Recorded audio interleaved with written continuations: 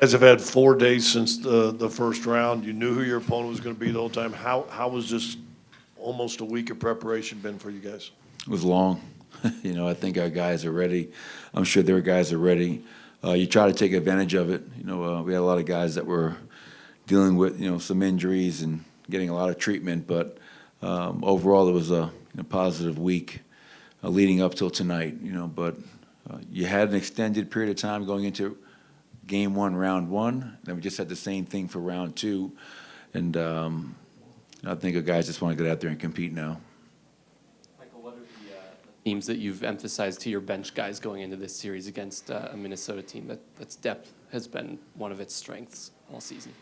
For our bench guys, it's the same things that we emphasize to our starters. We don't get into, breaking down different themes for different guys. Our guys have responsibility to go out there. We understand defensively what we need to do, offensively what we need to do.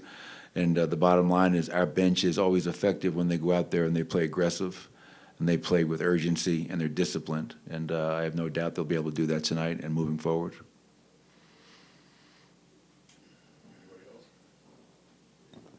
Any update on Jamal? I know he was listed as questionable, but how is he feeling? How is he thinking going into this game? And then KCP and Reggie too.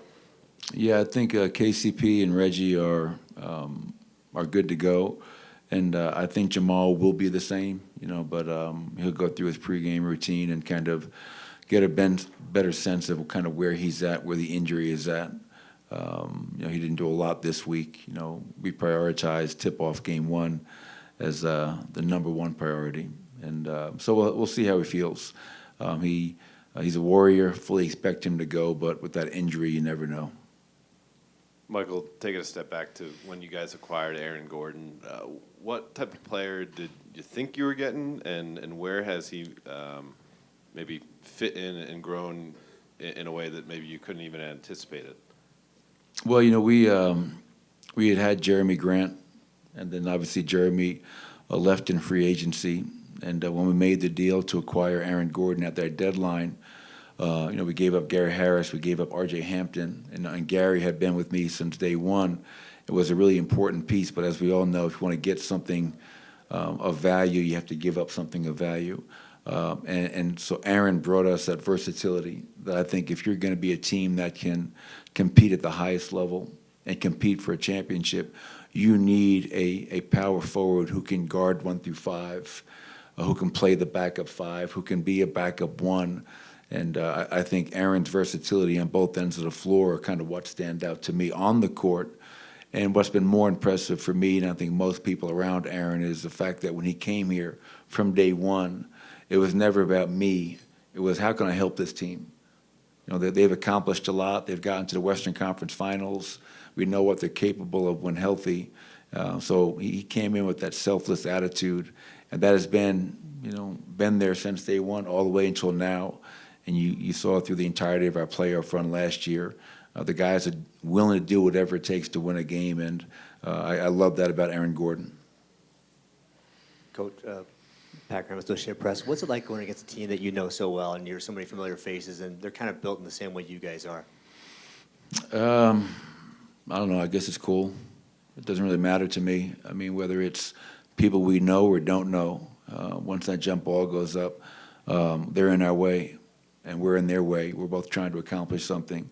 You speak about, Tim Connolly. I wouldn't have this job without Tim Connolly.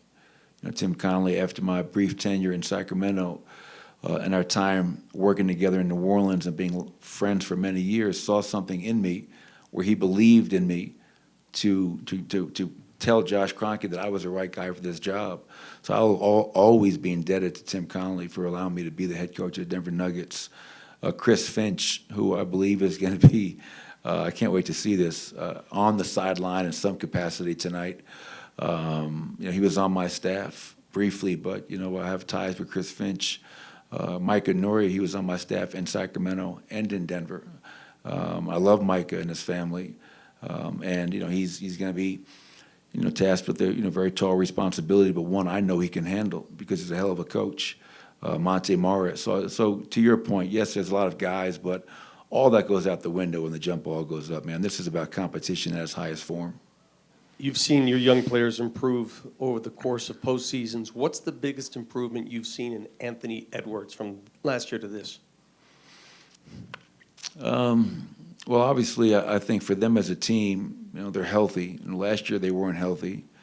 We were laughing this morning, man. When you think about the year that Minnesota had, the 50 wins, winning a playoff series, sweeping, a lot of historical firsts in their franchise history, 2 All-Stars, a 6th Man of the Year, a Defensive Player of the Year finalist, a Coach of the Year finalist, and a cherry on top, they got the Teammate of the Year. I mean, what else don't they have? But as far as Anthony Edwards, he had a great year last year, great postseason against us in those 5 games. Then he had a tremendous summer representing USA basketball. And then now you look at him, he's just more and more confident, more aggressive, reading the game better. And what he did to Phoenix in that first round was just so fun to watch. And you want that challenge of guarding one of the future faces of this league, a guy that can score in the paint from the 3. He can change the game with a block shot, which we've seen him do this year.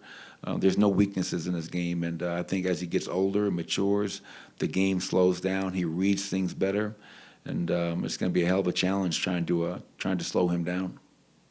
Mike, in what ways have your team and its offense evolved, I guess, in terms of comfort and scheme over the last year with like the defensive look that Minnesota likes to throw out, where the power forwards who guards Nikola and then the center kind of roams?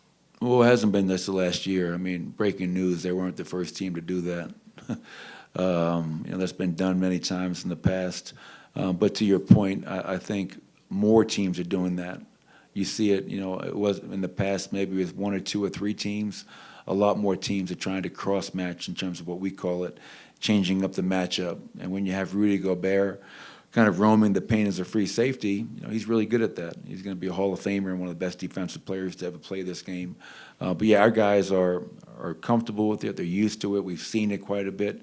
And now, with all that being said, you have to go out there and execute against it. And I think our guys are ready for that. All right, appreciate it.